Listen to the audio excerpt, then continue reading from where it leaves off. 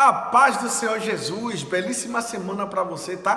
Que Deus abençoe bastante. Pessoal, a palavra de hoje é uma palavra que me chamou muita atenção, vou compartilhar contigo, tá? Eu estava aqui fazendo algumas gravações e só veio no meu coração essa palavra, dai de mão sabedoria, dai de mão sabedoria. Aí não lembrava onde é que estava, pedi para um colega procurar, ele não encontrou, depois aí eu achei, porque questão de tradução.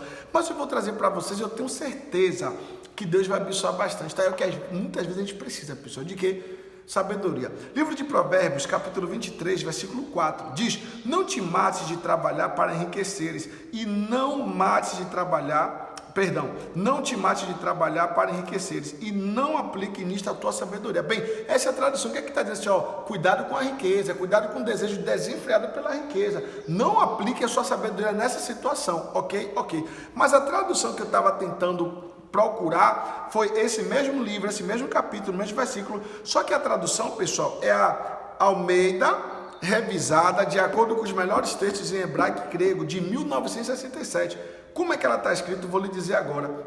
Não te fadigues para seres rico, mas o que importa para a gente, dê mão à tua própria sabedoria. Pronto, aqui o texto está dizendo assim, pega a sabedoria, dê a mão a ela, dê a mão à sabedoria que você já tem e tal, mas não fique tentando aplicar nisso aí. Bem, Marcos, é pecado ser rico? Não, mas é isso que Deus tem para você, é isso que Deus quer. Pessoal, o que a gente tem que sempre procurar de Deus é o necessário, lembra? Buscai o reino de Deus e a sua justiça, e todas estas coisas, não é as demais não, todas estas coisas vos serão acrescentadas. Se você buscar nos versículos anteriores, você vai perceber que ele está falando do comer, do beber, do vestir, o necessário. Além do necessário, já é lucro, já é um extra. Obrigado, Jesus, por isso. Amém? Mas a gente não pode aplicar nossa sabedoria, mas em qualquer situação, você dê a mão à sabedoria, queira a sabedoria perto de você. Eu só passando a limpa nisso aqui, eu lembrei de uma passagem que eu achei muito interessante, que esse mesmo autor, o Salomão, ele vê algo e ele fica maravilhado com algo. Por quê?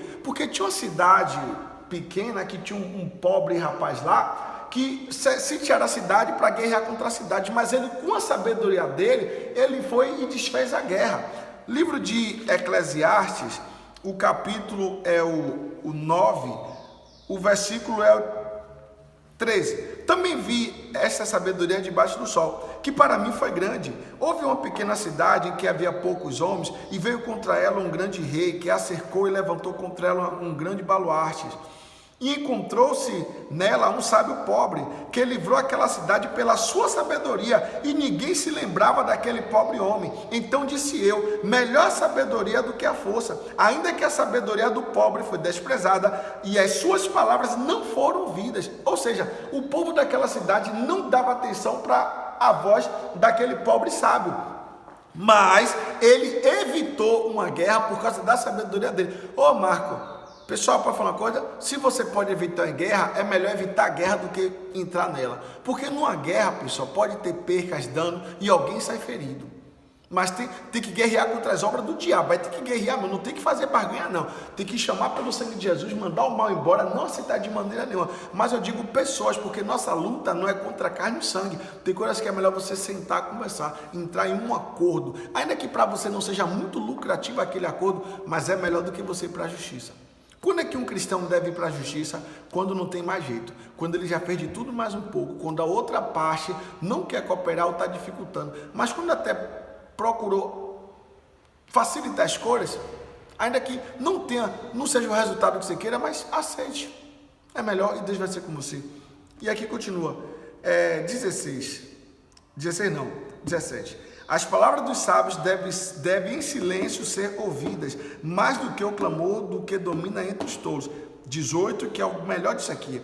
Melhor a sabedoria do que as armas de guerra, porém um só pecador destrói muitos bens. Eu quero guardar nisso dele. Melhor a sabedoria do que as armas de guerra. Então, eu até sou bem preparado, mas eu tenho sabedoria, use a sabedoria. Lembra do início da nossa mensagem aqui? Dê de mão a sabedoria. Escolha a sabedoria, queira estar perto da sabedoria. Uma vez foi feita uma reunião aqui, e aí uma das nossas líderes perguntou na reunião, o que é sabedoria para você? Cada um foi dizendo que era sabedoria. Mas o que é sabedoria? A sabedoria é o Espírito, está respondido. Ah, eu posso falar, sabedoria, biblicamente falando, sabedoria é espírito. Por que eu estou contando isso?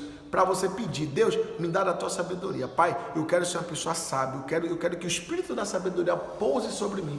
Isso está escrito no livro de Isaías, capítulo 11, versículo 1, 2. O que? Os 7 espíritos e um deles é o espírito da sabedoria. Se não tem sabedoria, irmão, pede a Deus, porque Ele vai dar deliberadamente e não vai lançar em rosto. Bem, onde a gente começou é justamente onde a gente vai terminar, com a tradução que eu dei um pouquinho de trabalho, mas eu encontrei. Livro de Provérbios, capítulo 23, versículo 4, de acordo com a Almeida Revisada, de acordo com os melhores textos em hebraico e grego de 1967. Diz: não te fadigues para ser risco, dá de mão a tua própria sabedoria.